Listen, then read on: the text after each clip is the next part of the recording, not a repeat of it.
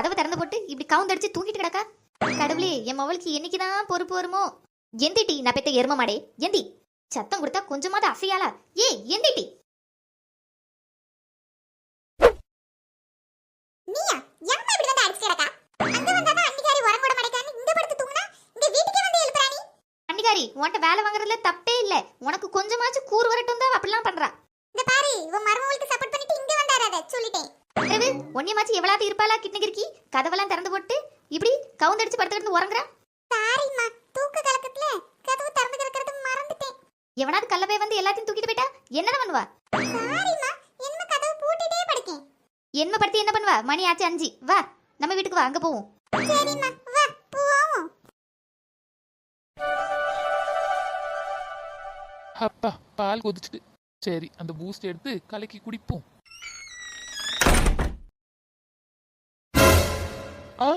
என்ன இது? போன வாரம் தானே புது டப்பா வாங்கிட்டு வந்தேன், அதுக்குள்ள முடிஞ்சு போச்சா? யார் ஆட்டைப்பட்டிருப்பான்னு தெரியலையே. கண்டுபிடிச்சே தீர்வேன் இதை. ஐடியா. எம்மா, இந்த வாரம் ஏதாவது கல்யாண வீடு பால்காப்பு வீடு இருக்கா? தெரியலடி, ஏன் கேக்கா? கல்யாண வீடு பால்காப்பு வீடுன்னு இருந்தா ஒரு 2-3 நாள் சமையல் பண்ண வேண்டியம் பாத்தியா? அதான் கேட்டேன். என் மவனா மொவாதான். என்ன அறிவு. அறிவு குட்டி. எம்மா பாத்திரண்டா அறிவை. சொல்லு மருமவளே, பையன் கையுமா எங்க கிளம்பிட்டா? வீட்டுல இருந்த பூஸ்ட் டப்பா காலி ஆயிட்டுதே, அதான் போய் புதுசா வாங்கிட்டு வரேன். அப்படியா? சரி போயிட்டு வா. Dress super. எங்க வாங்குனீங்க? நம்ம மீஷோல போட்டிருந்தான், ஆஃபர்ல வாங்கினேன். சூப்பரா இருக்குல்ல, அதான். ஆமா நீ சூப்பரோ சூப்பர். சரி நான் போயிட்டு வரேன். மாசத்துல பெருசா கல்யாண வீடே இல்லம்மா. டெய்லி வீட்ல சமையல் பண்ண வேண்டியிருக்கு. 1/2 மணி நேரத்துக்கு பிறகு. பூஸ்ட் வாங்கிட்டீங்களா நீ? வாங்கிட்டேன் நாத்து. சரி. பூஸ்ட் வாங்கிட்டீங்களான்னு இவ்வளவு அக்கறை கேட்கறது பார்த்தா திருட்டு திங்கிறது நாத்து தான் போலயே. நாத்து, இன்னைக்கு உனக்கு கையும் கலவமா பிடிக்கும். பூஸ்ட் திருடி நாத்து, இன்னைக்கு உனக்கு இருக்கு ஆப்பு.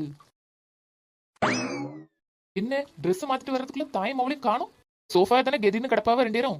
எங்க பிளான் படி எப்படியும் நாத்து பூஸ்ட் திங்க போயிருப்பா. போய் இப்பவுமே போனா கையும் கலவமா பிடிச்சிடலாம். ஆனா இந்த மாமியார் கிளவி எங்க போச்சுன்னு தெரியலையே.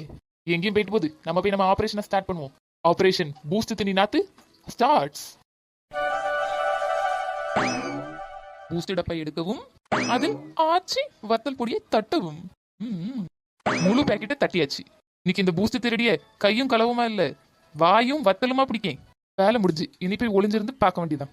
பூஸ்டா திங்க பூஸ்ட், இன்னைக்கு வத்தல் பூஸ்ட் தின்னு. நாத்துக்கு புது ஆப்பு ரெடி. சிறிது நேரத்திற்கு பிறகு. மருமவா, புது பூஸ்ட் டப்பா எங்க ஒளிச்சு வச்சான்னு தெரியலையே. இந்த இருக்கு. ஆமா தாண்டலே. நீங்களா பூஸ்ட் திருடி தின்னியே? ஆமா மருமவளே, இப்ப வாய் காந்துதே. உட்காந்து அழுறத நிறுத்திட்டு வாயை கழுவுங்க. வாய் எரியுது மருமவளே. திருடி தின்னில்ல, அதுக்கு இதான் தண்டனை.